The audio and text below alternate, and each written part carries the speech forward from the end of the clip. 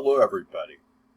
I just got done reviewing your milestone ones, and this is a very critical milestone. So I just wanted to take a few minutes and discuss this with you. Hopefully, if you're watching this video, or if you've taken the time, it's not going to be that big of a deal. Many people have done outstanding work, okay? I've seen work done, people suggesting papers on all sorts of issues, right? And I've seen some original thinking in terms of identifying a topic. But I've also seen some people take pretty solid approaches to the list of prompts that are there, to suggest that, a possibility for a topic. Okay.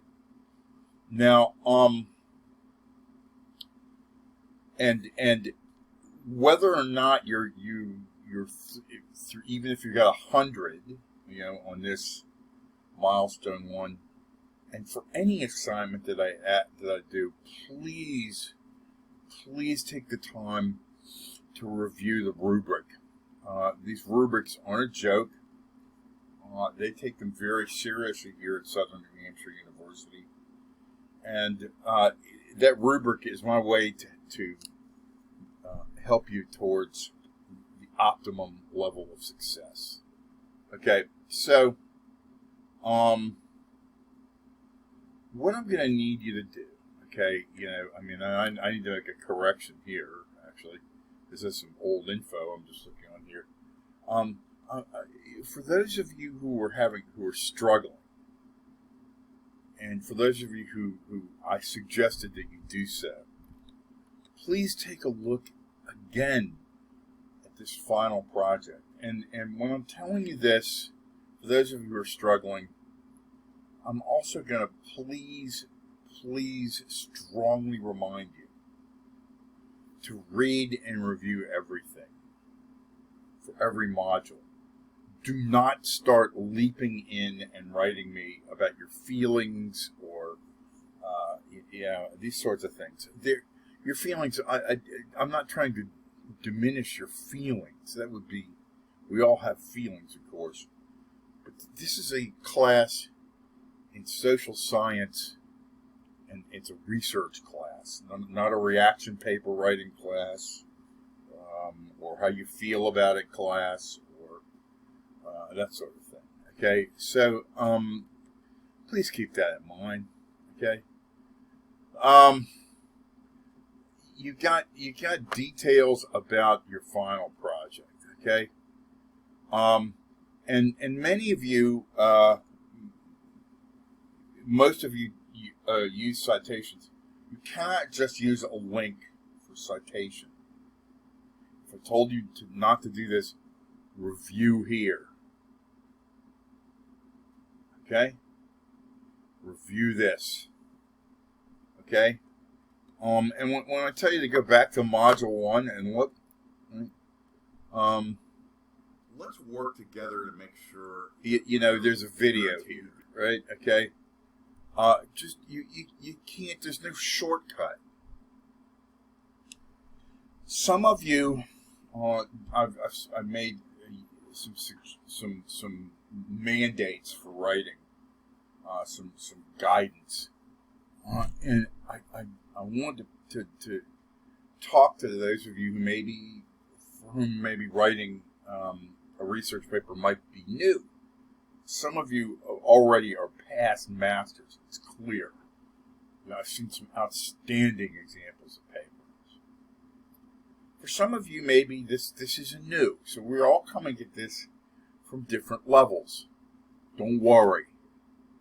Don't worry. If the tone seemed rather direct that I took in my writing, it is not meant to disparage your intellectual capacity or your ability to write. It's to get you on, the right page and towards maximum success. I guarantee you that much of what you will learn in writing this research paper and doing these milestones will serve you well in not only this class, but other classes.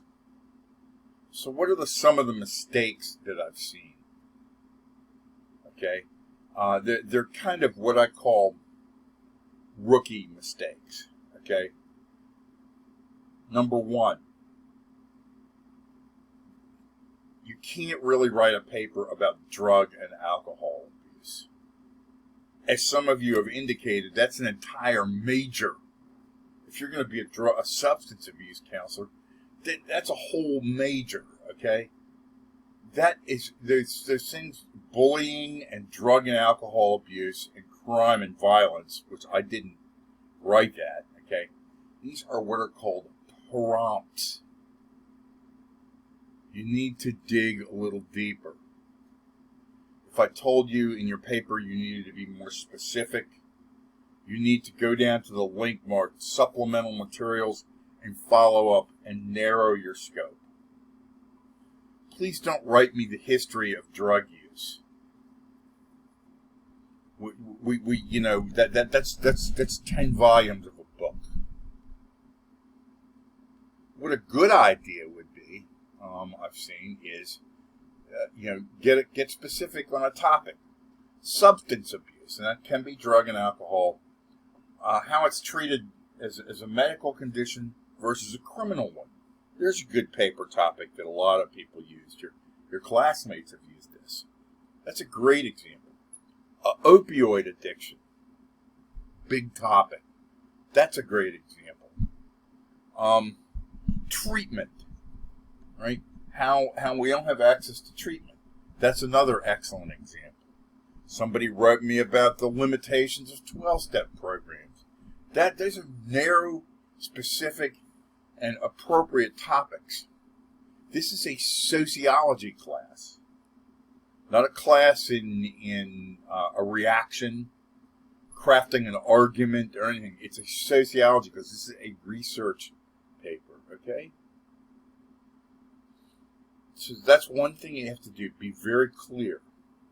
The other aspect of writing, and some of you are past masters of this, and everyone will be. By the time you get done with your career here at Southern New Hampshire University, you will all be in great shape. Hopefully, a little bit more by the time we're done with this class. And that is writing in cliches, or writing using kind of hollow adverbs. You go back and you read your paper. If you've told me that drug abuse is a huge problem, you really haven't told me anything, okay? And that's not an insult to you. I mean, that just doesn't, that's just something that we need to learn to eliminate. We talk this way. I certainly do. And I'm sure you do too. And that's fine, in conversation.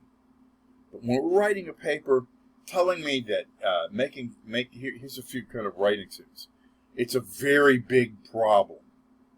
Or people also, another aspect of writing that you need to eliminate is using cliches. People the world over and throughout history. No. It's never people the world over, and it's never throughout history. Okay? You cannot write as if these are universals.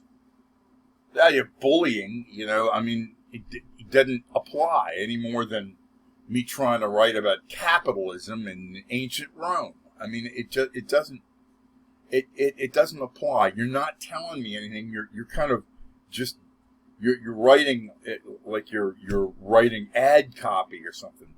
Eliminate this in your writing. Some of you, I think, are kind of new at writing, and that's okay. That's okay. I don't want to, I don't want, it seemed like I'm trying to come off like I'm disparaging you. I'm not. I just want you to be successful. So if, for a few of you, I've asked you to go to the Writing Center, right? And that's this website here, right? And I provide you a link, okay?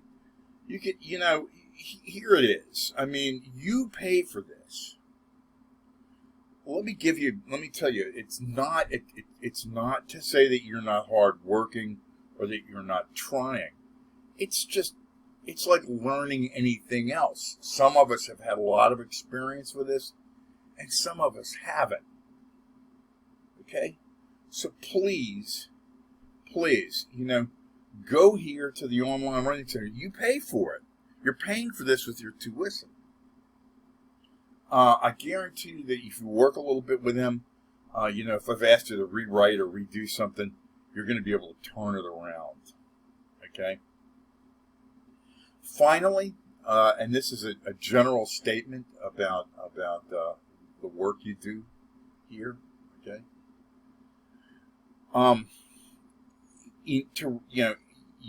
Everybody needs to read through the material before leaping into it.